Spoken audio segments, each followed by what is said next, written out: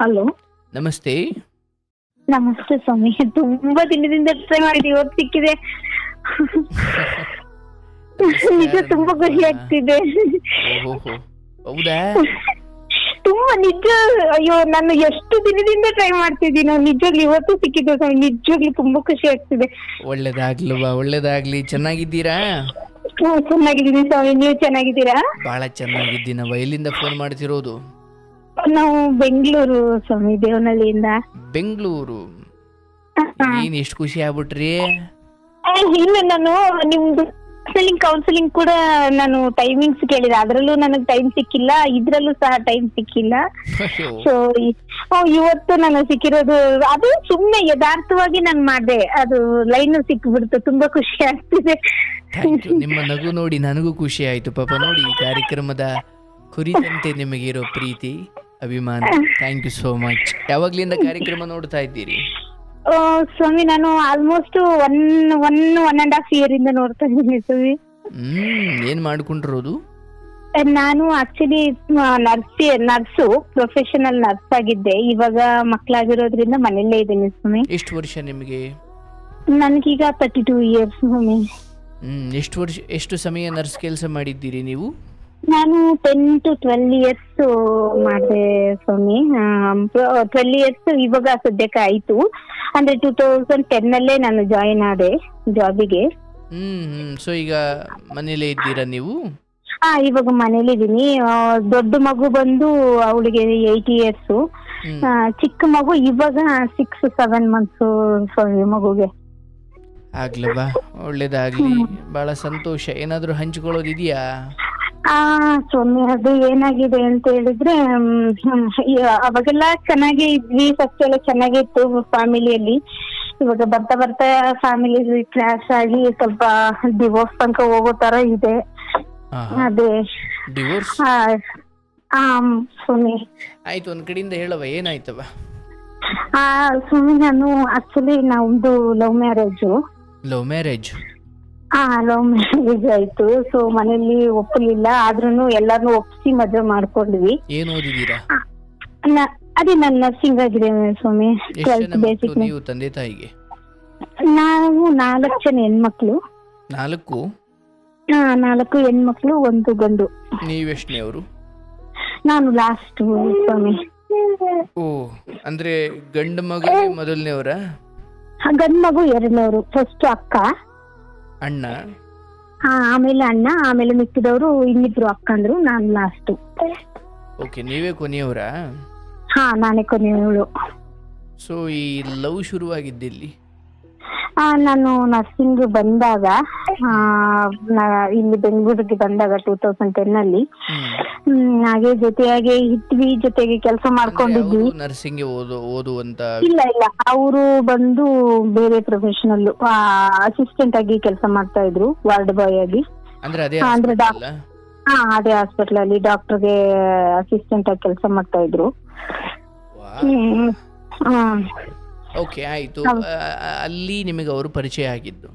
Just ಪರಿಚಯ ಇತ್ತು ಅಷ್ಟೇ, ಅವಾಗೇನು ನಾವು ಅನ್ಕೊಂಡಿರ್ಲಿಲ್ಲ, ಪರಿಚಯ ಆಗಿತ್ತು. ಸೊ ಅದಾದ್ಮೇಲೆ 7-8 ವರ್ಷ ನಾವು ಜೊತೆಯಲ್ಲೇ ಇದ್ವಿ. ಅಂದ್ರೆ ಎಲ್ಲ ಗ್ರೂಪ್ ಅಲ್ಲಿ ಇದ್ವಿ. ಒಂದು ನಮ್ದು ಗ್ರೂಪ್ ಬಂದು ಒಂದು 7-8 ಜನ ಇದ್ವಿ.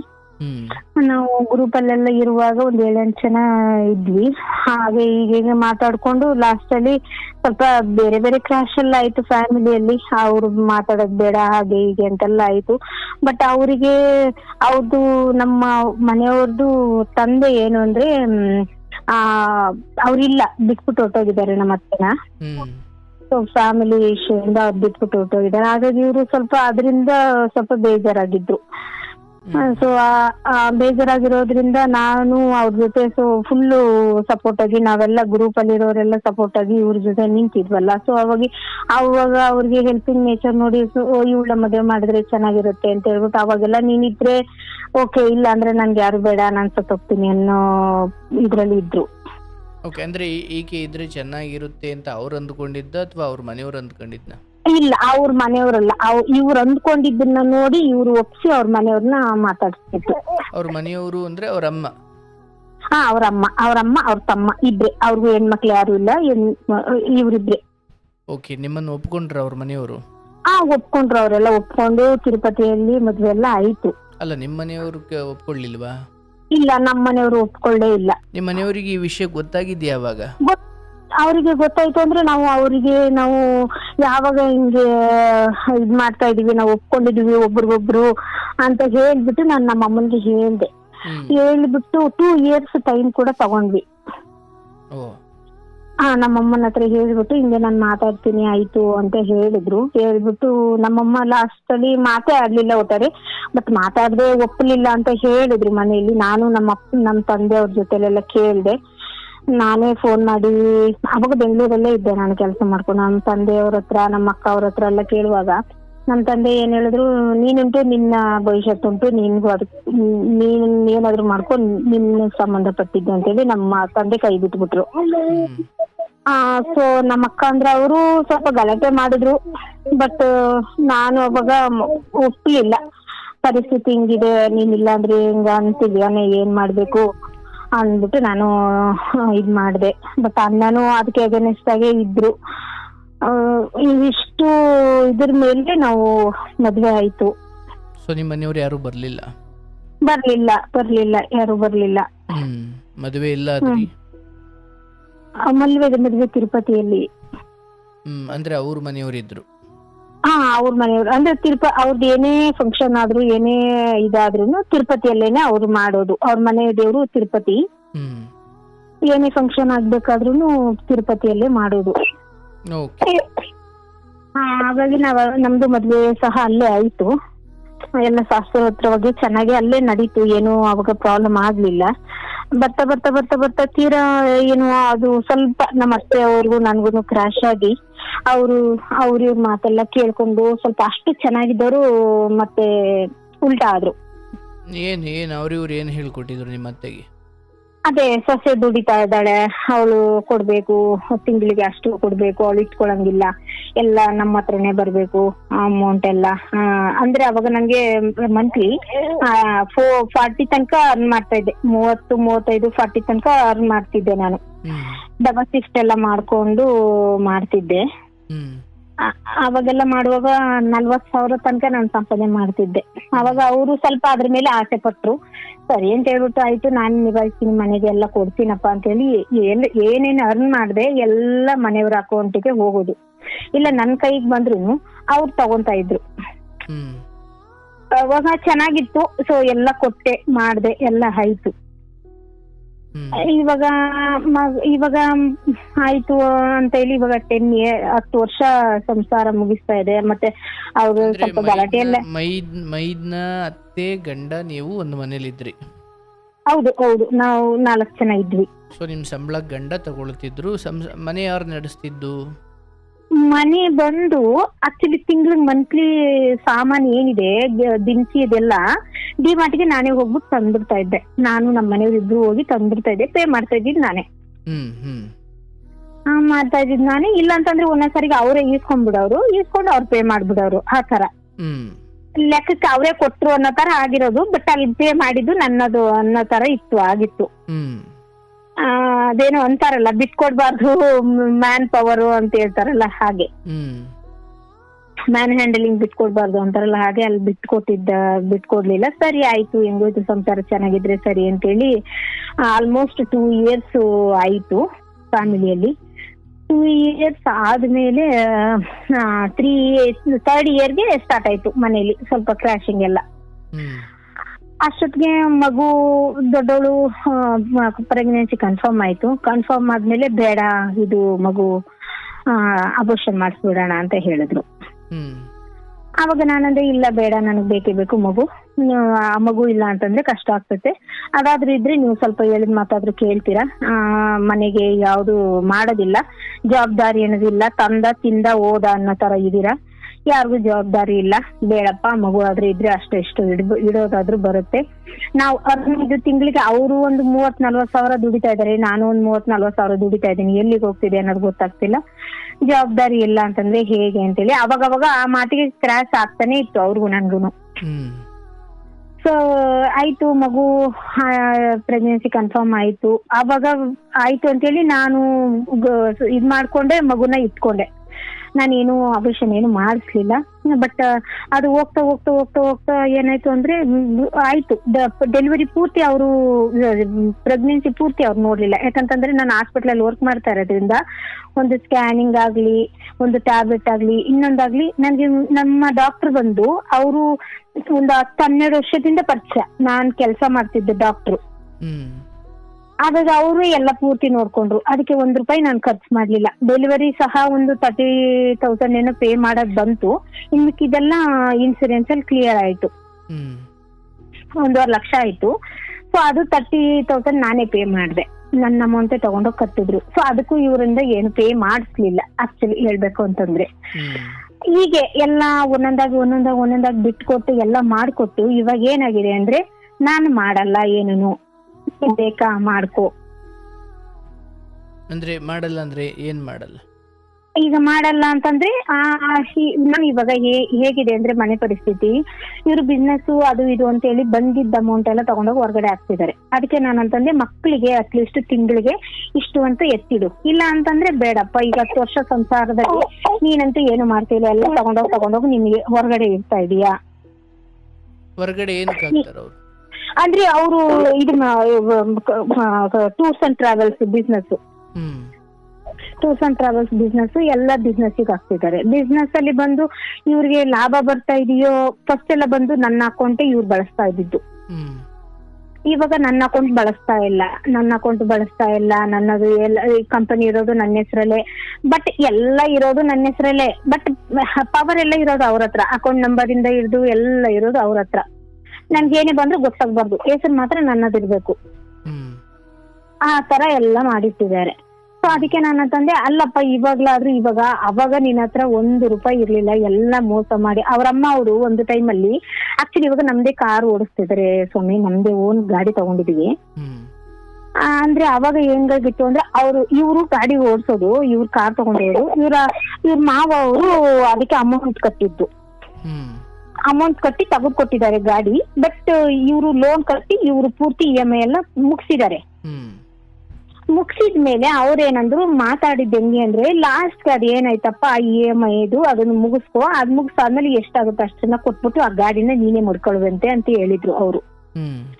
ಇವ್ರು ಅದಕ್ಕೆ ಒಪ್ಕೊಂಡಿದ್ರು, ಅವ್ರ ಅಮ್ಮನೂ ಅದಕ್ಕೆ ಒಪ್ಕೊಂಡಿದ್ರು.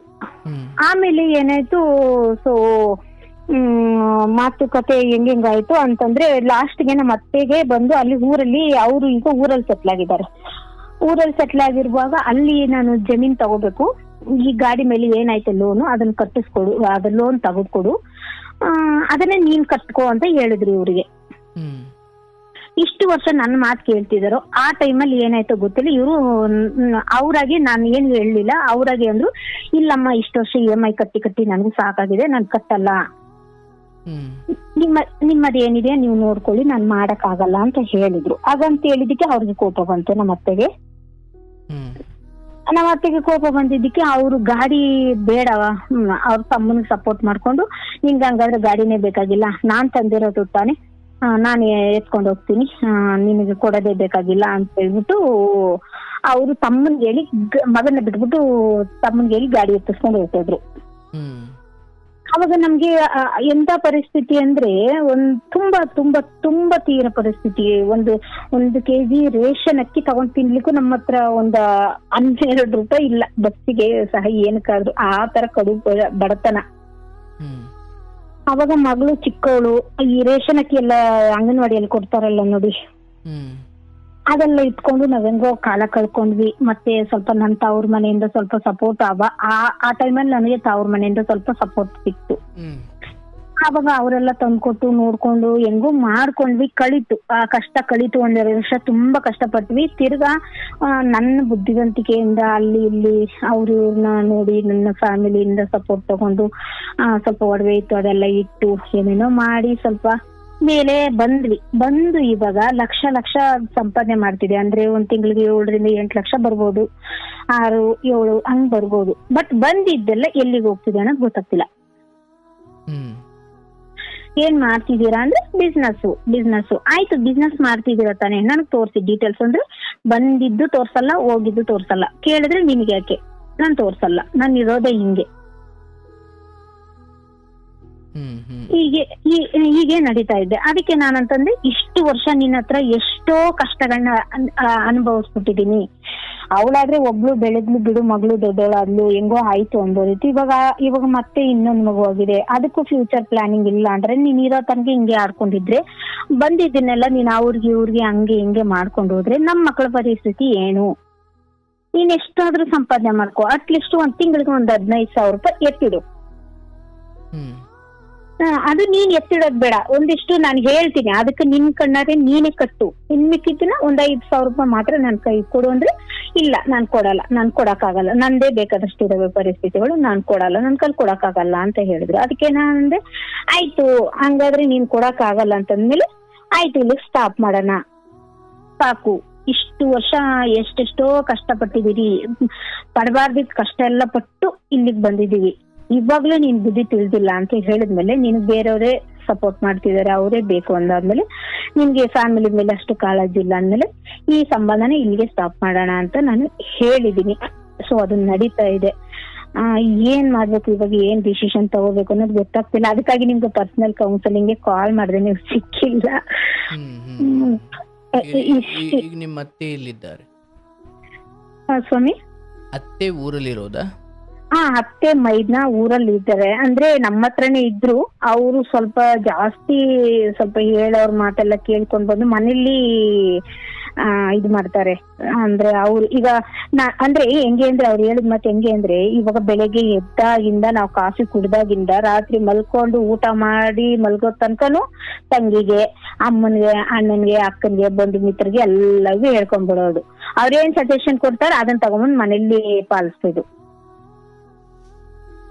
ಆಯ್ತು. ಈಗ ಅಂದ್ರೆ ಇಲ್ಲಿ ಗಂಡನ ವರ್ತನೆ ಮೇಲೆ ಅವರ ಪ್ರಭಾವ ಈಗಲೂ ಇದೆಯಾ?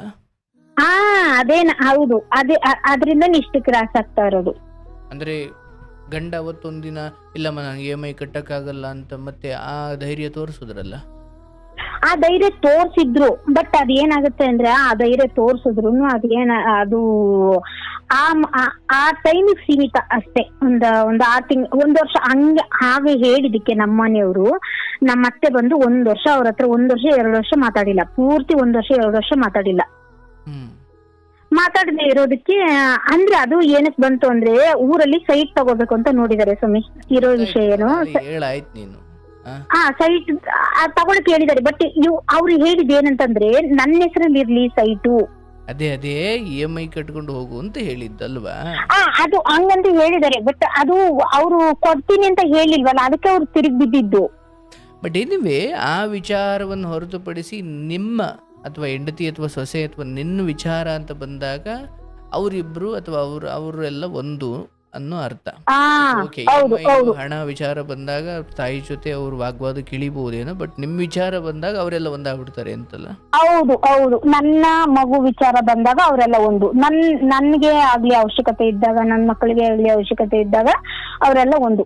ಆಯ್ತು, ಇಲ್ಲ ಅಷ್ಟೇ. ನಿಮ್ ತವ್ರ ಮನೆ ಮತ್ತೆ ನಿಮ್ ಸಂಪರ್ಕಕ್ಕೆ ಬಂತ ಮದುವೆ ಆದ್ಮೇಲೆ? ಇಲ್ಲ ಸ್ವಾಮಿ, ಅವ್ರೇನು ಅಷ್ಟೊಂದು ಇಲ್ಲ, ಇವತ್ತಿನವರೆಗೂ ಇಲ್ಲ. 10 ವರ್ಷ ಆಗೋಯ್ತು ಆಲ್ರೆಡಿ. ಏನೋ ಬೇಕು ಅಂದ್ರೆ ಮಾತುಕತೆ ಏನು ಅಷ್ಟೇ, ಅದ್ ಬಿಟ್ರೆ ಏನು ಸಪೋರ್ಟಿಂಗ್ ಇಲ್ಲ ಅಲ್ಲಿಂದ. ನಿಮ್ಮ ಅಕ್ಕ ತಂಗಿದಿರು? ಅದೇ ಅಕ್ಕ ತಂಗಿರು ಅಂದ್ರೆ ಒಬ್ರು ಅಕ್ಕ ಮಾತಾಡ್ತಾರೆ ಅಷ್ಟೇ. ಸುಮ್ನೆ ಮಾತುಕತೆಗೆ ಅಷ್ಟೇ, ಅದ್ ಬಿಟ್ರೆ ಏನು ಇಲ್ಲ ಅನ್ಸುತ್ತೆ. ಓಕೆ, ನಾನೇನಪ್ಪ ಇಂಥ ನಿರ್ಧಾರ ಮಾಡ್ಕೊಂಡ್ಬಿಟ್ಟೆ ಅಂತ ಇವತ್ತಿಗೆ ಅನ್ಸುತ್ತಾ? ಲವ್ ಮ್ಯಾರೇಜ್ ಅಲ್ವಾ? ಅಂದ್ರೆ ಒಂದೊಂದು ಸಾರಿ ರಿಗ್ರೆಟ್ ಆಗುತ್ತೆ, ನಾನ್ ಮಾಡ್ಬಾರ್ದಿತ್ತೇನು ಅಂತ. ಒಂದೊಂದು ಸಾರಿಗೆ ಅನ್ಸುತ್ತೆ ಇವರು ತುಂಬಾ ಒಳ್ಳೆಯವರು, ನಮ್ಮನೆಯವರು ತುಂಬಾ ಒಳ್ಳೆಯವರು. ಯಾವ ವಿಷಯದಲ್ಲಿ ಅಂತಂದ್ರೆ ಇವ್ರು ಯಾರ ಮಾತು ಕೇಳಿಲ್ಲ, ಯಾರ ವಿಷಯಕ್ಕೂ ಹೋಗಿಲ್ಲ. ಇವ್ರದ್ದಾಯ್ತು, ಇವ್ರದ್ದು ಕತೆ ಆಯ್ತು ಅಂದ್ರೆ ಮಾತ್ರ ಇವ್ರಷ್ಟು ಚೆನ್ನಾಗಿ ನೋಡ್ಕೊಳ್ಳೋರು ಇನ್ನೊಬ್ರಿಲ್ಲ. ನನ್ನನ್ನ ಅಷ್ಟು ಚೆನ್ನಾಗಿ ನೋಡ್ಕೊಳ್ತಾರೆ. ಒಳ್ಳೆತನ ಕೆಟ್ಟತನಗಳ ನಡುವೆ ಇರುವ ಒಂದಷ್ಟು 2-3 ಕಾರಣವೇ ಅವು. ಅದನ್ನ ತೆಗೆದುಹಾಕಿದ್ರೆ ಅನ್ನೋ ವಿಚಾರಕ್ಕೆ ಬಂದಾಗ ಅಲ್ಲಿ ವ್ಯಕ್ತಿತ್ವವೇ ಇರುವ. ಈಗ ರಾವಣ ಸೀತೆಯನ್ನು ಕದಿದೆ ಹೋದ್ರೆ, ಪರಸ್ತ್ರೀ ಸವಾಸಕ್ಕೆ ಹೋಗದೆ ಹೋದ್ರೆ, ಅಥವಾ ರಾಕ್ಷಸ ಅಲ್ಲದೆ ಹೋದ್ರೆ ಅವನು ಬಹಳ ಒಳ್ಳೆಯವನು, ಆ ಕಾರಣಗಳಿಂದಲೇ ಮನುಷ್ಯ ಕೆಡೋದಲ್ವೇ? ಅದನ್ನ ತೆಗೆದುಹಾಕಿದ್ರೆ ಅಲ್ಲಿ ಒಳ್ಳೆಯವನು ಕೆಟ್ಟವನು ಅನ್ನೋ ವಿಚಾರವೇ ಇಲ್ಲ ಅಲ್ಲಿ. ಸೊ ನೀವು ಯಾವುದನ್ನ ಬೇರೆಯವ್ರ ಮಾತು ಕೇಳದೆ ಹೋದ್ರೆ, ಅವ್ರ ಅಮ್ಮನ ಮಾತು ಕೇಳದೆ ಹೋದ್ರೆ, ಮನೆಗೆ ತಂದು ಹಾಕಿಕೊಂಡು ಚೆನ್ನಾಗಿದ್ರೆ ಅವರಂಥ ದೇವರಂಥ ಮನುಷ್ಯ ಇಲ್ಲ. ಹಂಗಿಲ್ಲ ಅಂದಿದ್ಕೆ ತಾನೇ ಇವತ್ತು ಸಮಸ್ಯೆ ಬಂದಿರೋದು. ಹೌದು, ಅದೇ ನಾನು ಅದನ್ನ ಬದಲಾಯಿಸ್ಬೇಕು ಅಂತ ನೋಡ್ತಿದ್ದೀನಿ, ಬಟ್ ಅದು ಆಗ್ತಾ ಇಲ್ಲ. ಏನ್ ಮಾಡ್ಬೇಕು ಅಂತ ಅದು ಗೊತ್ತಾಗ್ತಾ ಇಲ್ಲ. ಬಟ್ ನೀವು ಬಿಡಿಸಿಕೊಳ್ಳುವ ವಿಚಾರ ನೇರವಾಗಿ ನಿಮ್ಮಿಂದ ಆಗಿದ್ದ ಅಥವಾ ಅವರಿಂದ ಬಂದಿದ್ದ ಮಾತು? ನಾನೇ ಅಂದ್ರೆ ಈ ಮಾತು ಯಾವಾಗ ಅಂದ್ರೆ ಸ್ವಲ್ಪ ದಿನಗಳಿಂದ ಅವರು ಹೇಳ್ತಾ ಇದ್ರು, ಇಲ್ಲ ಆಗ್ತಾ ಇಲ್ಲ ನನ್ಗಲ್ಲ, ಸುಮ್ನೆ ಮಾತಿಗೆ ಹಂಗೆ ಹೇಳಿದ್ದು ಅವರು ಹಂಗಂದಿದ್ದು. ಆವಾಗ ಆಯ್ತು ಬಿಡು ನೋಡೋಣ ಅಂತ ಹೇಳಿ ನಾನು ಇಷ್ಟು ವರ್ಷ ನಾನು ಇದ್ ಮಾಡಿದೆ. ಬಟ್ ಅವ್ರಿಗೆ ಇವಾಗ ಹೇಗಾಗಿದೆ ಅಂತಂದ್ರೆ, ನಾನು ಇವಾಗ ಅವಾಗ ಹೇಳಿದ್ದು ನಿಜವಾಗ್ಲೂ ಹಿಡಿದು ಕೂತ್ಬಿಟ್ಟಿದ್ದಾಳೆ, ಪಟ್ಟು ಹಿಡಿದು ಕೂತ್ಬಿಟ್ಟಿದ್ದಾಳೆ, ನನ್ನನ್ನ ಬದಲಾಯಿಸ್ಬೇಕು ಅಂತ ನೋಡ್ಕೊಂಡಿದ್ದಾಳೆ ಇವಳು. ನಾನು ಇದಕ್ಕೆ ಏನಾದ್ರು ಪರಿಹಾರ ಮಾಡ್ಲೇಬೇಕು, ಇಲ್ಲ ಅಂದ್ರೆ ನನ್ನನ್ನ ಬಿಡಲ್ಲ ಇವಳು ಅನ್ನೋದು ಅವ್ರಿಗೆ ಗೊತ್ತಿದೆ. ಓಕೆ, ಬಿಡುಗಡೆಯಾಗಿ ಏನು ಮಾಡ್ತೀರಿ ನೀವು? ನಾನು ಬಿಡುಗಡೆ ಬೇಕು ಅಂತ ಕೇಳ್ತಿಲ್ಲ, ಅವ್ರನ್ನ ಬದಲಾಯಿಸ್ಬೇಕು ಅಂತ ನೋಡ್ತಾ ಇದ್ದೀನಿ. ಒಳ್ಳೆ ಕತೆ ಆಯ್ತಲ್ಲ, ಈಗಿನ್ನು ಹೇಳುದಲ್ಲವ ಕೇಳದೆ ಅಂತ. ನಾನು ಕೇಳಿದೀನಿ ಇಲ್ಲ ಅಂತ ನಾನು ಹೇಳ್ತಾ ಇಲ್ಲ ಸ್ವಾಮಿ. ಆಗುತ್ತೋ ಆಮೇಲೆ ಹೇಳ್ತೀನಿ. ಬಟ್ ಆದ್ರೆ ಏನ್ ಕತೆ ಏನಂತ ಸ್ವಾಮಿ ಅರ್ಥ ಆಗ್ಲಿಲ್ಲ. ಅಂದ್ರೆ ಬಿಡುಗಡೆ ಆಯ್ತು ಅಂತಲೇ ಅಂದ್ಕೊಳ್ಳವ, ಏನ್ ಮಾಡ್ತೀರಿ ನೆಕ್ಸ್ಟ್? ಇಲ್ಲ, ಅಂದ್ರೆ ಸ್ವಂತ ಮನೆ ಇದೆ ಊರಲ್ಲಿ, ಅಲ್ಲಿಗೆ ಹೋಗ್ತೀನಿ. ಬಿಡುಗಡೆ ಅಂತಂದ್ರೆ ನಂದು ಇಲ್ಲಿ ನನ್ನ ಗಂಡನ ಮನೆಯಲ್ಲಿ ಸ್ವಂತ ಮನೆ ಇದೆ, ಅದು ನನಗೇನೆ. ಆ ಮಾತುಕತೆ ಎಲ್ಲ ಆಗಿದೆ, ಅಲ್ಲಿಗೆ ಯಾರು ಬರೋದಿಲ್ಲ ಅಂತ ಹೇಳಿದ್ದಾರೆ. ಒಂದ್ ವೇಳೆ ಇವರು ಒಪ್ಪುತ್ತಾ ಇಲ್ಲ, ಅದಕ್ಕೆ ನಾನು ಅದ್ರ ಮೇಲೆ ಇದಾಗಿ ನಿಂತ್ಕೊಂಡಿದ್ದೀನಿ, ಬಿಟ್ಟು ಹೋಗ್ತೀನಿ ಅಂತ. ಒಪ್ಪುತ್ತಾ ಇಲ್ಲ ಅವ್ರಿಗೆ ನನ್ನನ್ನ ಬಿಟ್ಕೊಡ್ಲಿಕ್ಕೆ ಇಷ್ಟ ಇಲ್ಲ. ಮತ್ ಬಿಡುಗಡೆ ಹೆಂಗಾಗುತ್ತೆ? ಅದೇ ನಾನು ಅವ್ರನ್ನ, ಅದೇ ಸ್ವಾಮಿ ಈಗ ಬಂದಿರೋದು ಬಾಧೆ. ನಾನು ಅದನ್ನೇ ಹೇಳ್ತಾ ಇರೋದು ಏನಂತಂದ್ರೆ, ನಾನ್ ಹಂಗಂತ ಹೇಳಿದೀನಿ, ಬಟ್ ಅವರು ಕುತ್ಕೊಂಡ್ ಮಾತಾಡ್ಲಿಕ್ಕೂ ಬರಲ್ಲ, ಯಾರ ಜೊತೆ ಕೌನ್ಸಿಲಿಂಗು ಬರಲ್ಲ ಅಂತ ಹೇಳ್ತಿದ್ದಾರೆ. ಇದಕ್ಕೆ ಪರಿಹಾರ ಅನ್ನೋದೇ ನನ್ಗೆ ಗೊತ್ತಾಗ್ತಿಲ್ಲ, ಏನ್ ಮಾಡೋದು ಅನ್ನೋದೇ ಗೊತ್ತಾಗ್ತಿಲ್ಲ. ನಾನು ಅವ್ರಿಗೆ ಹೀಗೆ ಹೇಳಿ ಎದುರಿಸಿದೀನಿ ಅಷ್ಟೇ. ಬಟ್ ಬಿಡಿಸ್ಕೊಳ್ಳೋ ಇಚ್ಛೆ ನಿಜವಾಗ್ಲೂ ನಿಮ್ ಹೃದಯದಲ್ಲಿ ಇದೆಯಾ? ಇಲ್ಲ, ಇಬ್ಬರಿಗೂ ಇಲ್ಲ. ಬದಲಾವಣೆಯೂ ಸಾಧ್ಯವಿಲ್ಲ ಅಂತಲೇ ಅಂದ್ಕೊಳ್ಳಿ, ಹೆಚ್ಚು ಕಡಿಮೆ. ಬಿಡುಗಡೆ ಯೋಚನೆ ಇಬ್ಬರಿಗೂ ಇಲ್ಲ ಅಂತಲೇ ನೀವು ಒತ್ತಿ ಹೇಳ್ತಾ ಇದ್ದೀರಿ. ನಾನು ಒತ್ತಿ ಹೇಳ್ತಾ ಇದ್ದೀನಿ, ಆತ ನಿಮ್ಮ ಇಚ್ಛೆಯಂತೆ ಬದುಕೋದಿಕ್ಕೂ ಸಾಧ್ಯವಿಲ್ಲ ಅಂತ. ಸೊ ಇಲ್ಲಿಂದ ಬಿಡುಗಡೆ ಆದ್ರೆ ಹೇಗೆ ನಿಮ್ಮ ದುಡಿಮೆಯಿಂದ ನಿಮ್ಮ ಜೀವನ? ಈಗ ಅಂದ್ರೆ ನೀವು ಮತ್ತೆ ನರ್ಸ್ ಕೆಲ್ಸಕ್ಕೆ ಹೋಗಲ್ವಾ? ಹೋಗ್ಬೇಕು, ಮಗು ಸ್ವಲ್ಪ ದೊಡ್ಡದಾಗ ತನಕ ಕಷ್ಟ ಇದೆ, ನಾನು ಮತ್ತೆ ಕೆಲ್ಸಕ್ಕೆ ಹೋಗೋಣ ಅಂತ. ಎರಡು ಮಕ್ಕಳಿದ್ದುಕೊಂಡು ಒಂದೊಳ್ಳೆ ಗೌರವದಿಂದ ವ್ಯಕ್ತಿತ್ವ ರೂಪಿಸ್ಕೊಂಡು ಒಂದೊಳ್ಳೆ ಜಾಬಲ್ಲಿ ಇದ್ದುಕೊಂಡು ಜೀವನ ಮಾಡ್ತಿರೋ ನೀವು, ಗಂಡ ಈ ಸಮಯದಲ್ಲಿ ಮನೆಗೆ ತಂದಾಗ್ತಿಲ್ಲ, ಇದು ಇದು ಇದು ಇದು ಅನ್ನೋ ಒಂದಷ್ಟು ಬೇಜವಾಬ್ದಾರಿಯ ಕತೆಗಳು ಬಂದಾಗ ಇಲ್ಲಿ ಬಿಟ್ಟುಬಿಡುವುದು, ಎರಡು ಮಕ್ಕಳ ತಾಯಿಯಾಗಿರೋ ನಿಮಗೆ ಈ ಕ್ಷಣಕ್ಕಾಗಲಿ ಅಥವಾ ಮುಂದಾಗಲಿ ಅದು ಪರಿಹಾರವಲ್ಲ. ಈಗ ನೋಡುವ, ಬಿಟ್ಟು ಸಾಧಿಸೋದೇನೂ ಇಲ್ಲ. ಜೊತೆಗಿದ್ರು ಹೇಗೆ ನಿಂದೇ ದುಡಿಮೇಲೆ ನೀನು ಬದುಕ್ತೀಯೋ, ಬಿಟ್ಟರು ಅದೇ ಬದುಕನ್ನು ಬದುಕ್ತೀಯ. ಬಟ್ ಕೊರಳಲ್ಲಿ ತಾಳಿ ಇರೋ ಕಾರಣಕ್ಕೆ ಒಂದಷ್ಟು ರಕ್ಷಣೆಗಳು ನಿನಗೆ ಸಿಗುತ್ತೆ ಇಲ್ಲಿದ್ರೆ. ಈಗ ಆತ ಈ ಬಂದ ಹಣವನ್ನು ಎಲ್ಲ ಹಾಕ್ತಿದ್ದಾರೋ, ಏನು ಮಾಡ್ತಿದ್ದಾರೋ, ಎಲ್ಲಿ ತಪ್ಪು ಸರಿಗಳು ನಡೀತಾ ಇದ್ದಾವೋ ನಿಮ್ಮ ಗಮನಕ್ಕೆ ಇಲ್ಲದ ಹೊರತು, ನೀವು ಹೆಂಡತಿಯಾಗಿ ನಿಮ್ಮ ಹಕ್ಕನ್ನು ನೀವು ಕೇಳಿದ್ದೀರಿ, ಅವರು ಅದಕ್ಕೆ ಒಪ್ಪುತ್ತಾ ಇಲ್ಲ, ಆಯಿತು.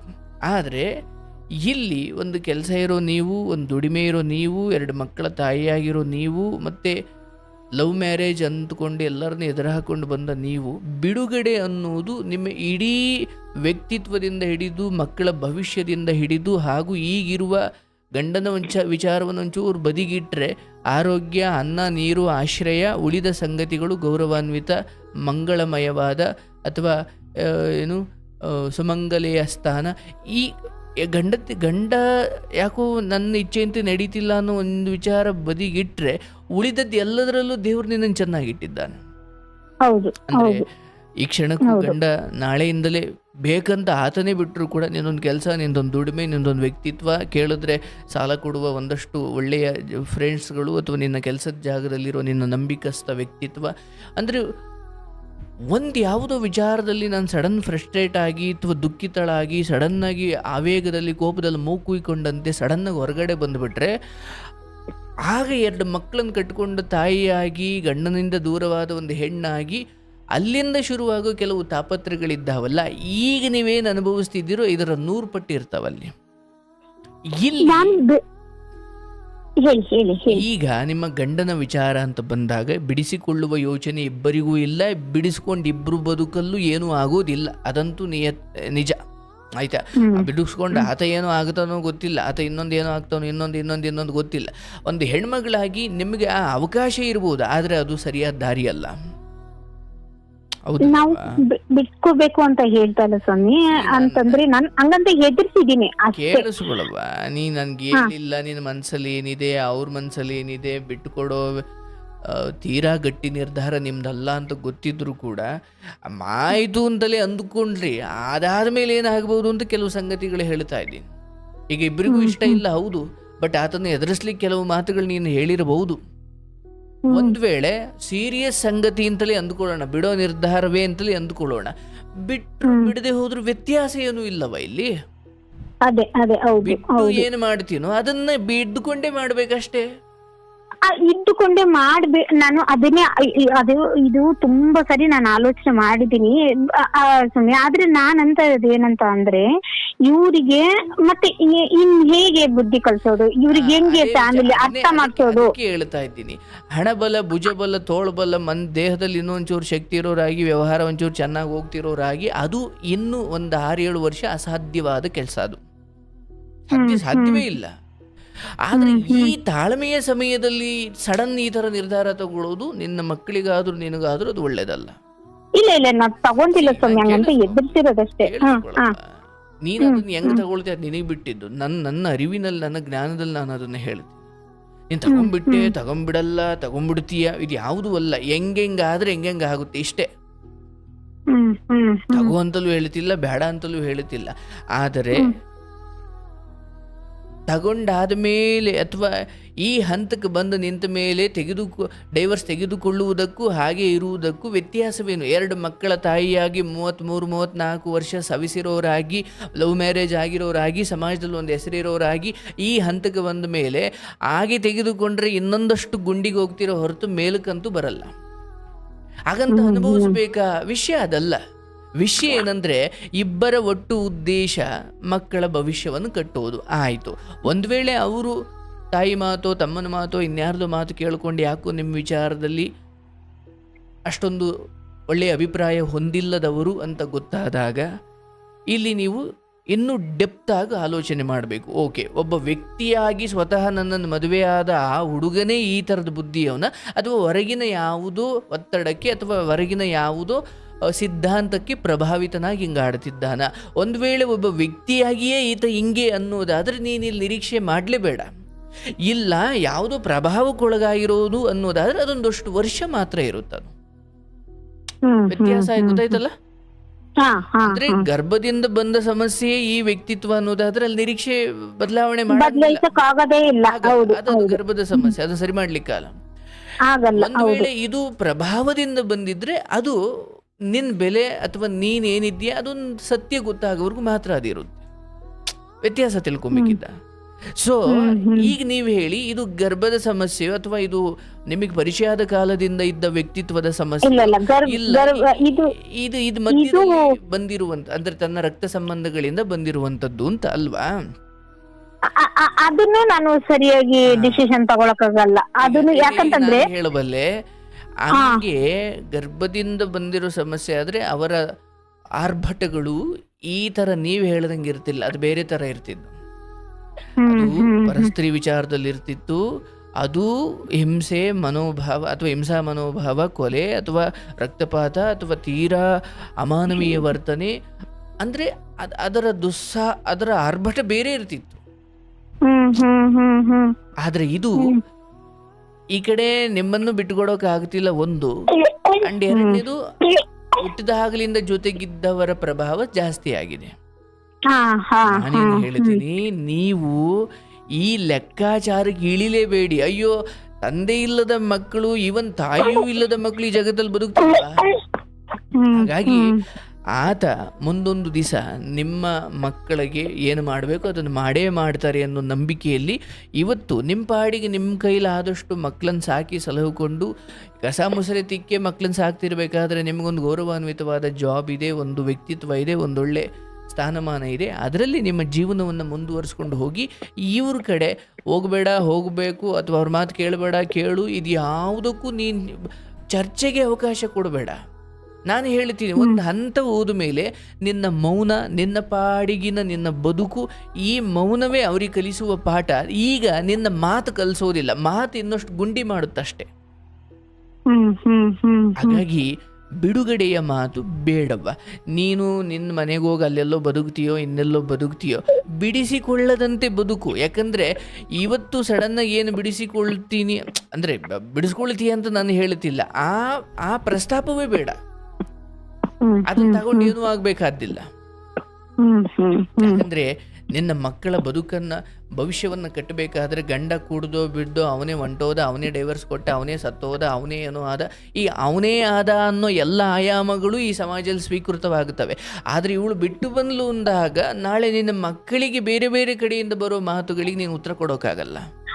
ಇದೇ ವಿಷಯಕ್ಕಾಗಿ ನಾನು ಇಷ್ಟು ಇದೆಲ್ಲ ಮಾಡ್ಕೊಂಡು ನಾವಿಷ್ಟೆಲ್ಲ ಮಾಡಿದ್ರು ನಾಳೆ ದಿನ ಆ ಮಾತು ಬರೋದ್ ಬೇಡ, ಮಕ್ಕಳ ಮೇಲೆ ಎಫೆಕ್ಟ್ ಆಗುತ್ತೆ, ನನ್ನದ ಹೇಗೋ ಮುಗೀತು, ಮಕ್ಕಳ ಮೇಲೆ ಅದು ಬೇಡ ಅಂತೇಳಿ ನಾನು ಎಷ್ಟೋ ಬಂದ್ವು, ಫ್ಯಾಮಿಲಿಯಲ್ಲಿ ಎಷ್ಟೋ ಕಷ್ಟಗಳು ಬಂದ್ವು. ಕೆಲವೊಂದು ನಾನು ನಿಮ್ಗೆ ಹೇಳಿಲ್ಲ ಬಿಡ್ತು, ಅದು ಬಂದಿತ್ತೆಲ್ಲ ಓಕೆ ಆಯ್ತು ಅಂತೇಳಿ 10 ವರ್ಷ ಕಂಪ್ಲೀಟ್ ಆಗ್ತಾ ಇದೆ, ಇವಾಗ್ಲೂ ಬುದ್ಧಿ ಕಲ್ತಿಲ್ಲ ಅಂದ್ರೆ ಇನ್ಯಾವಾಗ ಕಲಿತಾರೆ ಅಂತ ನಾನು ಹೇಳೋದು. ನಿನ್ನೆ ಮೊನ್ನೆ ಕಾರ್ಯಕ್ರಮದಲ್ಲಿ ಒಂದು ತಾಯಿ ಫೋನ್ ಮಾಡಿದ್ಲು, ಮದುವೆ ಆಗಿ 21, 22, 23 ವರ್ಷ ಆಗಿದೆ.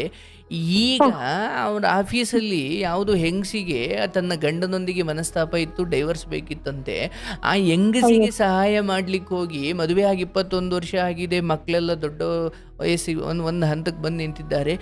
ಮದುವೆಯಾಗಿ 21 ವರ್ಷದ ನಂತರ ಗಂಡನ ಆಫೀಸಲ್ಲಿರೋ ಯಾವುದೋ ಹೆಂಗಸಿಗೆ ಅವಳ ಗಂಡನಿಂದ ಡೈವರ್ಸ್ ಕೊಡಿಸ್ಲಿಕ್ಕೆ ಡಾಕ್ಯುಮೆಂಟ್ಸ್ ವಿಚಾರದಲ್ಲಿ ಸಹಾಯ ಮಾಡ್ಲಿಕ್ಕೆ ಹೋಗಿ ಅವಳ ಜೊತೆ ಸಂಬಂಧಕ್ಕೆ ಬಿದ್ದೀಗ ನಾನು ಬೇಡ ಅಂತ ಹೇಳ್ತಿದ್ದಾನೆ ಗಂಡ.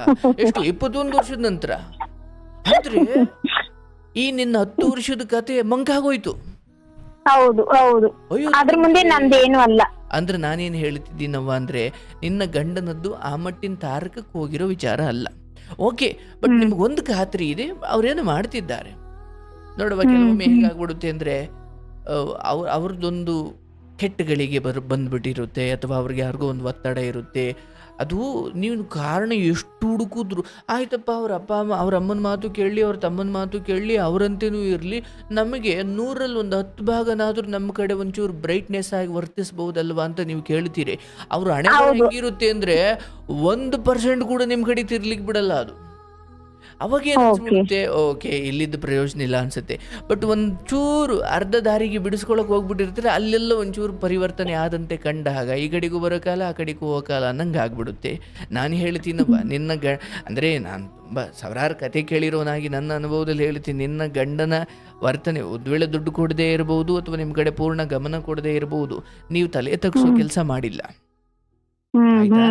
ಸೊ ಮಕ್ಕಳನ್ನ ಸಾಕೊಂಡು ಒಂದು ಹಂತ ಆದ್ಮೇಲೆ ನೀನು ಯಥಾವತ್ ನಿನ್ನ ಜಾಬ್ಗೆ ಜಾಯಿನ್ ಆಗು, ನಿನ್ನ ದುಡಿಮೆ ನೀನು ಶುರು ಮಾಡ್ಕೊ, ನಿನ್ನ ಬರುವ 30,000 20,000 10,000 ಅಷ್ಟರಲ್ಲಿ ಜೀವನ ಮಾಡೋದು ಕಲಿ. ಮುಂದೆ ಜೀವನ ಮುಂದುವರಿಸ್ಕೊಂಡು ಹೋಗು. ಇನ್ನೊಂದು 2-3 ವರ್ಷಗಳ ನಂತರ ನೀವು ಬಯಸ್ತಿರೋ ಗಂಡ ನಿಧಾನವಾಗಿ ನಿಮಗೆ ಲಭ್ಯವಾಗ್ತಾ ಹೋಗ್ತಾರೆ. ಆದರೆ ಈ ಸಮಯದಲ್ಲಿ ಬಿಡಿಸಿಕೊಳ್ಳುವ ಮಾತುಗಳಾಗಲಿ ಅಥವಾ ಆ ಚರ್ಚೆಗೆ ಅವಕಾಶ ಕೊಡಬೇಡ. ಬೇಕಾದ್ರೆ ಮೌನವಾಗಿರು, ಬೇಕಾದ್ರೆ ಬಿಟ್ಟಂತೆ ಬದುಕು, ಆದರೆ ಬಿಡ್ಲಿಕ್ಕೆ ಹೋಗಬೇಡ. ಯಾಕಂದ್ರೆ ಏನೂ ಚೆನ್ನಾಗಿ ನಡೆಯೋದ ಕಾಲದಲ್ಲಿ ಒಂದಷ್ಟು ವೋಕಲ್ ಎಕ್ಸ್ಚೇಂಜ್ ಅಥವಾ ಮಾತಿನ ಚಕಮಕಿಗಳು ನಡೀತಾವಲ್ಲ, ಅವು ಜೀವನ ಪೂರ್ತಿ ನರಕ ಮಾಡಿಬಿಡ್ತವೆ ನಿಮ್ಮನ್ನ. ಇಲ್ಲ, ಬಿಟ್ಟಂತೆ ನಾನು ಅದೇ ಸ್ವಾಮಿ, ನಾನು ಕಂಪ್ಲೀಟ್ ಆಗಿ ಬಿಡ್ಬೇಕು ಅಂತ ಹೇಳ್ತಾ ಇಲ್ಲ. ನಾನಂದಿದ್ದೇನು, ನಾನು ಬಿಟ್ಟಂತೆ ಬರುತ್ತಾ ಹೋದ್ರೆ ಮಕ್ಕಳ ಮೇಲೆ ಅದರ ಎಫೆಕ್ಟ್ ಬರುತ್ತೇನೋ, ಅದನ್ನ ಬಿಟ್ಟು ಸೈಲೆಂಟ್ ಆಗಿ ನೀನ್ ದೂರ ಇದ್ರೇನೆ ಮಕ್ಳಿಗೂ ಇಲ್ಲ ಅಂತ ಅನ್ಕೊಂಡಿದ್ಬಿಡ್ತವೆ. ಇಲ್ಲ ಇದ್ರೂನು ಜೊತೆಗಿದೀವಿ ಚೆನ್ನಾಗಿದೀವಿ ಅನ್ನೋದಿರುತ್ತೆ. ಆ ಕಡೆ ಈಗ ಯಥಾವತ್ ಏನ್ ಜೀವನ ನಿಮ್ಗೆ ಸಮಸ್ಯೆ ಇರೋದು, ಅವ್ರೊಂದಷ್ಟು ಸೇವಿಂಗ್ಸ್ ಮಾಡ್ತಿಲ್ಲ, ಅವ್ರ ಒಂಚೂರು ಎಲ್ಲಿ ಕೊಡ್ತಾವ್ರೆ ಎಲ್ಲಿ ಬಿಡ್ತಾವ್ರೆ ಅನ್ನೋ ಲೆಕ್ಕ ಪುಕ್ಕ ಕೊಡ್ತಿಲ್ಲ ಅನ್ನೋದೇ ನಿಮ್ ಸಮಸ್ಯೆ, ಹೌದಲ್ಲವಾ? ಅದು ಬಿಟ್ಟು ಬೇರೆ ಏನೂ ಇಲ್ಲ ನಿನ್ ಸಮಸ್ಯೆ. ಅಲ್ಲ, ನೀನು ಪ್ರತಿ ಸಾರಿ ಬಿಸ್ನೆಸ್ ಅಲ್ಲಿ ಬೀಳ್ತೀಯಾ, ಪ್ರತಿ ಸಾರಿ ನಾನು ಇರೋದನ್ನ ಕೊಟ್ಟು ನಿನ್ನ ಮೇಲೆ ಎತ್ತುತ್ತೀನಿ, ಅವಾಗೆಲ್ಲ ಚೆನ್ನಾಗಿರ್ತೀಯ. ಎತ್ತಿದ ಮೇಲೆ ನಿನ್ನ ಹತ್ರ ಅಂದ್ರೆ ಬಂದ ತಕ್ಷಣ ಮತ್ತೆ ನಮ್ಮನ್ನ ಬಿಟ್ಬಿಡ್ತೀಯಾ, ಕೊಡೋದನ್ನೆಲ್ಲ ಮತ್ತೆ ಅವ್ರಿಗೆ ಶುರು ಮಾಡ್ತೀರಿ. ಅವ್ರು ಬಿದ್ದಾಗ ಈ ಹಣ ಕೊಡೋದು, ಮೇಲೆತ್ತೋದು, ಇವನ್ನೆಲ್ಲ ಮೊದ್ಲು ನಿಲ್ಸ್ಬೇಕು. ಇದು ಆಯ್ತಾ? ಇವನ್ನೆಲ್ಲ ಮೊದ್ಲು ನಿಲ್ಸಿ. ಅದು ನೀವು ಕೊಡ್ಲಿಲ್ಲ ಅಂದ ಕಾರಣಕ್ಕೆ ಒಂದ್ ವೇಳೆ ಬಿಟ್ಟು ಹೋದ್ರ ಅದಕ್ಕೆ ನೀವು ಆ ಪಾಪ ನಿಮ್ಮ ಮೇಲೆ ಇರಲ್ಲ. ಇನ್ನೂ ಒಂದು ನಾನು ಸ್ವಾಮಿ, ಇನ್ನೂ ಒಂದು ಈ ಬುಕ್ ಎಲ್ಲ ನಾನು ಓದ್ತೀನಿ, ಮತ್ತೆ ಸ್ವಲ್ಪ ಇದಕ್ಕೆಲ್ಲ ಹೋಗ್ತೀನಿ ನಾನು. ಅಧ್ಯಾತ್ಮದ ಕಡೆಗೆ ನಂಗೆ ಸ್ವಲ್ಪ ಜಾಸ್ತಿ ಒಲವಿದೆ. ಇವ್ರು ಹೇಳಿದೆಲ್ಲ ಕೇಳೋ ಅಂತ ಸ್ವಲ್ಪ ಇದಿದೆ. ಆವಾಗ ಅವ್ರು ಹೇಳ್ತಾರೆ, ಸೀತೆನೆ ಅಷ್ಟು ಕಷ್ಟಪಟ್ಲು ಅಂದ್ಮೇಲೆ ಇದೆಲ್ಲ ನಿನ್ಗೆ ಯಾವ ಲೆಕ್ಕ ಅಂತ ಅವರೆಲ್ಲ ಹೇಳ್ತಾರೆ. ಬಟ್ ಇರ್ಬೋದು, ಆದ್ರೆ ಈಗಿನ ಪರಿಸ್ಥಿತಿ ನೋಡಿದ್ರೆ, ಮಕ್ಕಳ ಭವಿಷ್ಯತ್ತು ನೋಡಿದ್ರೆ, ನಾಳೆ ಪರಿಸ್ಥಿತಿ ಏನು, ನಾವ್ ಹಿಂಗೆ ಇರ್ತೀವ, ವಯಸ್ಸಲ್ಲೇ ಇರ್ತೀವ. ಅವ್ರಿಗೆ ಇವಾಗಿಂದ ಒಂದ್ ಸ್ವಲ್ಪ ಎತ್ತಿಟ್ರೆ ನಾಳೆ ಪ್ರಪಂಚ. ಇವಾಗ್ಲೇ ಏನು ಮಾಡಿಲ್ಲ ಅಂದ್ರೆ ಸೀತೆಯದ್ದೋ, ಗಾಂಧಾರಿಯದ್ದೋ, ದ್ರೌಪದಿಯದ್ದೋ ಅಥವಾ ಇನ್ಯಾರದ್ದೋ ಬದುಕನ್ನು ನಾವೇನೇ ಉದಾಹರಣೆ ಕೊಟ್ಟರು ಕೂಡ ಅಂತಿಮವಾಗಿ ಒಂದು ಸತ್ಯಕ್ಕೆ ನಾವು ಬಂದು ನಿಲ್ಲಬೇಕು. ಮಕ್ಕಳಿಗೆ ಬಾಲ್ಯದಲ್ಲಿ ಇದು ಹೆಂಗಾಯಿತು ಅಂದರೆ, ನಮ್ಮ ಆಶ್ರಮಕ್ಕೆ ಒಬ್ಬರು ಬಂದಾಗ ಒಬ್ಬ ಪುಟ್ಟ ಹುಡುಗ, ಅವನಿಗೆ ಒಂದು ಕಪ್ಪು ಬಟ್ಟೆಯನ್ನು ತೋರಿಸಿ ಇದು ಯಾವ ಕಲರ್ ಅಂತ ಕೇಳಿದಾಗ ಅವನು ಕಪ್ಪು ಅಂದರೆ ಬ್ಲಾಕ್ ಕಲರ್ ಅನ್ನು. ಅದು ಹೆಂಗೆ ಬ್ಲಾಕ್ ಕಲರ್? ಅದು ಹೆಂಗೆ ಅಂದರೆ ಕಣ್ಣು ಮುಂದೆ ಕಾಣ್ತಾ ಇದೆ, ಅದು ಕಲರ್ ಬ್ಲಾಕ್ ಇದೆ, ಹಾಗಾಗಿ ಅದು ಬ್ಲಾಕ್. ಅಲ್ಲಪ್ಪ, ಇದು ಬ್ಲಾಕೇ ಯಾಕೆ ಆಗಬೇಕು, ಇದು ಯಾಕೆ ರೆಡ್ ಆಗಬಾರ್ದು? ಇಲ್ಲ, ನಮಗೆ ಚಿಕ್ಕ ವಯಸ್ಸಿಂದ ಅದನ್ನು ಬ್ಲಾಕ್ ಅಂತ ಹೇಳೋದು ರೂಢಿ ಮಾಡಿಕೊಟ್ಟಿದ್ದಾರೆ. ಒಂದು ಅರ್ಥ ಆಯಿತು. ಯಾವುದನ್ನು ಚಿಕ್ಕ ವಯಸ್ಸಿಂದ ನಾವು ಮಕ್ಕಳಿಗೆ ಕೊಡ್ತಾ ಬಂದು, ಅಂದರೆ ನೀವು ಒಂದು ವೇಳೆ ಬ್ಲಾಕ್ನ ಚಿಕ್ಕ ಮಕ್ಕಳಿಗೆ ರೆಡ್ಡು ಅಂತ ತೋರಿಸ್ತಾ ಬನ್ನಿ, ಅವ್ರು ಅದನ್ನು ರೆಡ್ ಅಂತಾರೆ. ಈ ಬ್ಲಾಕು, ರೆಡ್ಡು, ಗ್ರೀನು, ವೈಟು, ಎಲ್ಲೋ ಇದೆಲ್ಲ ಮಕ್ಕಳಿಗೆ ಹೆಂಗ್ ಬಂತು? ನಾವು ಅದನ್ನ ಬಿತ್ತನೆ ಮಾಡಿದ್ದೀವಿ. ಸೊ ದೊಡ್ಡ ಹುಡುಗನೊಬ್ಬ ಬ್ಲಾಕ್ ಕಲರ್ನ ಬ್ಲಾಕ್ ಅಂತ ಯಾಕಂತಿದ್ದಾನೆ ಅಂದ್ರೆ ಅವನಿಗೆ ಅದನ್ನ ಫೀಡ್ ಮಾಡಲಾಗಿದೆ, ಅದರಲ್ಲೂ ಬಾಲ್ಯದಲ್ಲಿ ಫೀಡ್ ಮಾಡಲಾಗಿದೆ.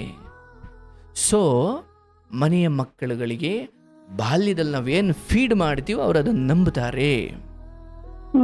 ನೀವು ಕಪ್ಪನ್ನು ತೋರಿಸಿ ಇಲ್ಲ ಇದು ಬಿಳಿ ಅಂದ್ರೆ ಚಿಕ್ಕ ವಯಸ್ಸಿಂದ ಅವರು ಅದನ್ನು ನಂಬುತ್ತಾರೆ.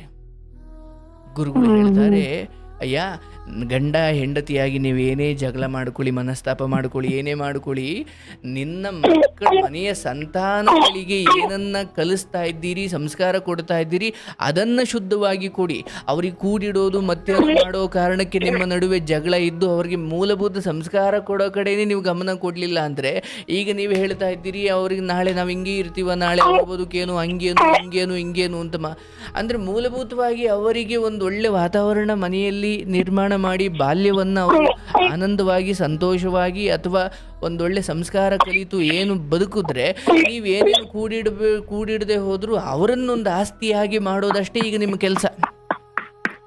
ಅಯ್ಯೋ ಅವ್ರಿಗೇನು ಕೂಡಿಡ್ಲಿಲ್ಲ, ನಾವು ಹಿಂಗೆ ಇರ್ತೀವ, ನಾಳೆ ಮಕ್ಳ ಕತೆ ಏನು ಹಂಗೇನು ಹಿಂಗೇನು ಆಯ್ತವ, ನಿನಗೆ ತಾನೇ ನಿಮ್ಮ ಅಪ್ಪ ಅಮ್ಮ ಏನು ಕೂಡಿಟ್ಟು ಕಳಿಸ್ಬಿಟ್ಟು ಬುತ್ತಿ ಒಟ್ಟು ಕಳಿಸಿದ್ರ?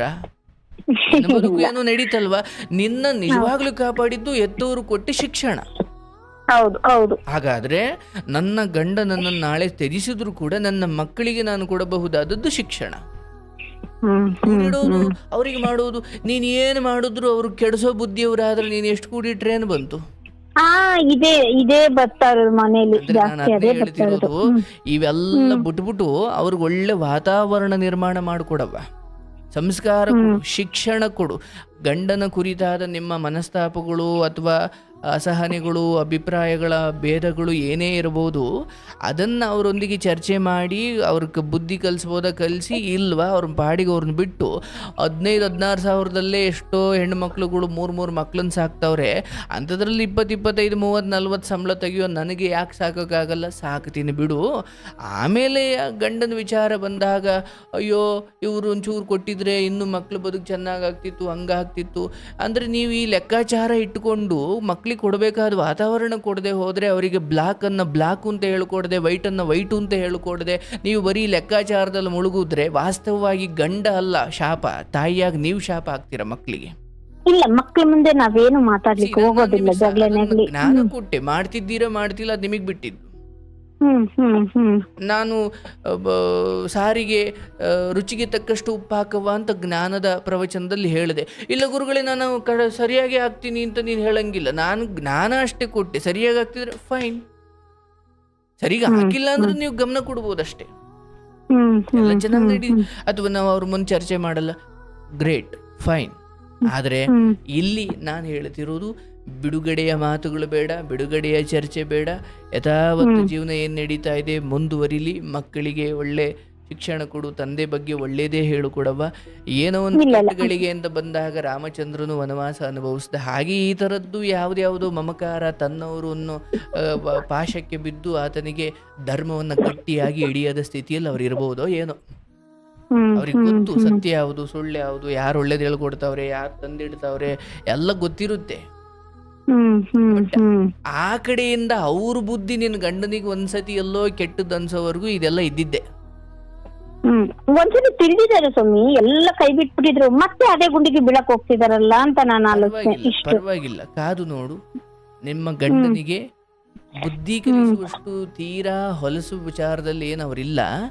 ಏನೋ ಕೆಲವು ಸಂಗತಿಗಳು ಕೊಡೋ ತಗೊಳ್ಳೋ ವಿಚಾರದಲ್ಲಿ ಅವ್ರಿಗೂ ಗೊತ್ತಿದೆ. ನಾಳೆ ಇದು ಡೈವರ್ಸ್ ಹಂತಕ್ಕೆ ಹೋದ್ರೆ ನಾನು ಏನೇನು ಕೊಡಬೇಕಾಗ್ಬೋದು, ಅಥವಾ ನನ್ನ ಮಕ್ಕಳು ನಾಳೆ ನಾನು ಕತ್ತಿಂಪಟ್ಟಿ ಹಿಡಿದು ಕೇಳೋ ಸ್ಥಿತಿ ಬಂದಾಗ ನಾನು ಏನು ಹೇಳ್ಬೇಕಾಗ್ಬೋದು, ಅದಕ್ಕೆ ನಾನು ಹೆಂಗಿರಬೇಕು, ಇವತ್ತಲ್ಲ ನಾಳೆ ಅದು ಗೊತ್ತ ಹಾಗೆ ಆಗುತ್ತೆ. ಅದಕ್ಕೆ ತಕ್ಕಂತೆ ಅವರು ಕೂಡ ಬುದ್ಧಿ ಕಲಿತಾರೆ.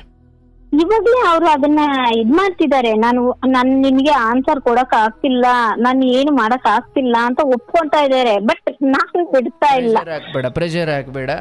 ಸಾರಿ, ಇದು ಒಳ್ಳೇದಲ್ಲ. ಎನಿವೆ, ನನ್ಗೆ ಅವರ ದೋಷಗಳು ಕಾಣ್ತಾ ಇದ್ದಾವೆ. But at the same time ಅವರ ಕಪ್ಪು ದಿನಗಳು ನಡೀತಾ ಇರೋದು ನನಗೆ ಕಾಣ್ತಾ ಇದೆ. ಹಾಗಾಗಿ ಪ್ರೆಷರ್ ಹಾಕ್ಬೇಡ. ವ್ಯಕ್ತಿಯೇ ಹೊರಟೋದ್ರೆ ನಾಳೆ ದಿನ ಹಳ್ಳಿಕ್ಕೂ ನಿನಗೆ ಯಾರು ಸಾಧ್ಯತೆಗಳನ್ನು ಹೇಳ್ತಾ ಇದ್ದೀನಿ. ಮಿಸ್ ಆದ್ರೆ ಮತ್ತೆ ಅದಕ್ಕೆ ನೀನು ಯಾರನ್ನು ದೂರಕ್ಕಾಗಲ್ಲ. ಆಮೇಲೆ ನಾಳೆ ಇಷ್ಟೆಲ್ಲ ಮಾಡೋರು ಇಲ್ಲೇನು ಆಯ್ತು ಅಂದ್ರೆ ಇವಳಿಂದಲೇ ಎಲ್ಲ ಆಯ್ತು ಅಂತ ಕತೆ ಪ್ರೆಷರ್ ಕೊಡ್ತಾ ಇಲ್ಲ, ಹೇಳ್ಬಿಟ್ಟು ಸುಮ್ನೆ ಆಗ್ಬಿಟ್ಟಿದೀವಿ ಅಷ್ಟೇ, ಮಾತಿಗೇನು ಹೋಗಿಲ್ಲ. ಏನು ಹೇಳಬೇಡ. ನಾನು ಹೇಳ್ತೀನಿ, ನಿನ್ನ ಮಾತುಗಳು ಮಾಡಬಹುದಾದ ಉಪಕಾರಕ್ಕಿಂತ ಈಗ ನಿನ್ನ ಮೌನವೇ ನಿನಗೆ ಹೆಚ್ಚು ಉಪಕಾರ ಮಾಡುತ್ತೆ. ಅದನ್ನೊಮ್ಮೆ ಪಾಲಿಸಿ ನೋಡು, ಅದು ನಿನಗೆ ಗೊತ್ತಾಗುತ್ತೆ. ಎಷ್ಟು ಮೌನ ಅಂದ್ರೆ ಅವರ ಯಾವ ಲೆಕ್ಕಾಚಾರದ ಬಗ್ಗೆನೂ ನೀನು ಕೇಳಬೇಡ. ಸೇಮ್ ಟೈಮ್ ನಾಳೆ ಬಿದ್ದಿದ್ದೀನಿ ಎಂದಾಗ ₹1 ಬಿಚ್ಚಬೇಡ ನೀನು. ಬುದ್ಧಿ ಕಲಿ ಮೊದಲು. ಅಂತಂದ್ರೆ ನಾನು ಹಂಗ ಮಾಡ್ಕೊಂತೀನಿ ಕೇಳಿಸ್ಕೊ, ಹೆಂಗಾರ ಮಾಡ್ಕೊಳ್ಳಿ, ನಾನೇ ಕೊಡ್ಸಿದ್ದಲ್ವಾ, ನೀವು ಕೊಟ್ಟಿಲ್ಲ, ನಾನ್ ಕೊಟ್ಟಿಲ್ಲ ಅಂದ್ರೆ ಹೆಂಗ್ ಬಂತು? ಮಾನಸಿಕ ಒತ್ತಡ ಹಾಕ್ಬೇಡ ಅನ್ನೋದು ಒಂದು ಬಿಟ್ರೆ ಇನ್ಯಾವ ರೀತಿಯಲ್ಲೂ ನೀನು ನಿನ್ನ ಖರ್ಚಲ್ಲಿ, ನಿನ್ನ ದುಡಿಮೆಯಲ್ಲಿ ಸಹಕಾರ ಮಾಡುವಷ್ಟು ಅಲ್ಲೇನು ಉಳಿಸ್ಕೊಂಡಿಲ್ಲ. ಸೊ ಹಾಗಾಗಿ ನಿನ್ನ ಬೆಲೆ ಗೊತ್ತಾಗ್ಬೇಕು ಅಂದ್ರೆ ಸ್ವಲ್ಪ ನೀನು ಕಟ್ನಿಟ್ಟಾಗಿರ್ಬೇಕವ. ಅದೇ ಮಮಕಾರ ಸ್ವಾಮಿ, ಬಿಟ್ಬಿಡ್ತಾರಲ್ಲ, ಕೆಳಗಡೆ ಬಿದ್ದೋಗ್ತಾರಲ್ಲ ಅಂತೇಳಿ ಶಿಕ್ಷೆ ಕೊಡ್ಲಿಕ್ಕೆ ತಯಾರಿಲ್ಲ ಅಂದ್ರೆ ಇದಕ್ ಪರಿಹಾರ ಇಲ್ಲವ. ಅದೇ ಅದೇ ಅದೇ ನೀವು ರೋಗ ಹೋಗ್ಬೇಕು, ನಾನು ಪಥ್ಯವಿರಲ್ಲ ಅಂದ್ರೆ ಅದು ಸಾಧ್ಯ ಇಲ್ಲ. ಅದೇ ಅದೇ ಹೌದಲ್ವ? ನೀವು ಡಾಕ್ಟರ್ ಅವರಿಗೆ ಪಥ್ಯವಿರ್ಬೇಕಲ್ವಾ? ಹೌದು ಹೌದು ಹೌದು. ಇದೊಂದು ದೂರ ಆಗ್ಬೇಕಪ್ಪ ಕಾಯಿಲೆ, ಅದ್ ತಿನ್ಬೇಡ ಇದ್ ತಿನ್ಬೇಡ ಅಂತ ಏನೋ ಒಂದು ಪಥ್ಯವಂತ ಇರುತ್ತೆ. ಇಲ್ಲ ನಂಗೆ ರೋಗನೂ ಹೋಗ್ಬೇಕು ಆದ್ರೆ ನಂಗೆ ನಾಲ್ಗೆ ರುಚಿನೂ ಇರ್ಬೇಕು, ಹಂಗಿಲ್ಲ. ಕೆಲವೊಮ್ಮೆ ಇಂಥ ಕಟ್ನಿಟ್ ನಿರ್ಧಾರ ತಗೊಳ್ಳದೆ ಹೋದ್ರೆ ನಿಮ್ ಬೆಲೆಗಳು ಗೊತ್ತಾಗಲ್ಲ, ಅವ್ರ ಬುದ್ಧಿ ಕಲಿಯಲ್ಲ. ಎನಿವೆ, ಅವ್ರವ್ರ ದುಡ್ಡನ್ನು ಅವ್ರ ಏನಾದ್ರು ಮಾಡ್ಕೊಳ್ಳಿ, ನಿನ್ ದುಡ್ಡನ್ನು ಪೋಲ್ ಮಾಡ್ಲಿಕ್ಕೆ ನೀನ್ ಬಿಡಬೇಡ ಅಷ್ಟೇ. ಸದ್ಯಕ್ಕೆ ಅಷ್ಟು ಮಾಡ್ತಾ ಹೋಗು. ಮುಂದಿನ 2-3 ವರ್ಷ ಸಮಯ ಬೇಕು. ಅಲ್ಲಿಂದ ಮುಕ್ತರಾಗಿ ನಿನ್ನ ಕಡೆ ಪೂರ್ಣ ಹೇಗೆ ಸಂಪೂರ್ಣ ಬೆಳಕು ನಿನ್ನ ಕಡೆ ಮಾತ್ರ ಬೀಳ್ಲಿಕ್ಕೆ ಸಮಯ ಬೇಕು. ಈಗ ಅದು ಹರಿದು ಹಂಚಿ ಹೋಗ್ಬಿಟ್ಟಿದೆ. ಅಲ್ಲಷ್ಟು ಗೊತ್ತಿಲ್ಲ. ಅದನ್ನು ಮೀರಿ ಅವರು ಬೇರೆ ಬೇರೆ ಏನೇನೋ ವ್ಯವಹಾರದಲ್ಲಿ ಕೈ ಸುಟ್ಕೊಂಡಿರ್ಬೋದು, ಅಥವಾ ಎಲ್ಲೆಲ್ಲೋ ಕಮಿಟ್ಮೆಂಟ್ಗಳು ಮಾಡ್ಕೊಂಡಿರ್ಬೋದು. ಸದ್ಯಕ್ಕೆ ಏನು ಕೇಳಬೇಡವಾ, ನೀನು ನಿನ್ನ ಪಾಡಿಗೆ ಆರಾಮಾಗಿರು. ಕೆಲಸಕ್ಕೆ ಮೊದಲು ಜಾಯಿನ್ ಆಗು, ಸ್ವಲ್ಪ ಮಗು ದೊಡ್ಡ ಆದ್ಮೇಲೆ. ಆಮೇಲೆ ಜೀವನ ಮುಂದುವರ್ಸು, ಎಲ್ಲ ಚೆನ್ನಾಗಾಗಲವ. ನನಗೆ ನಂಬಿಕೆ ಇದೆ.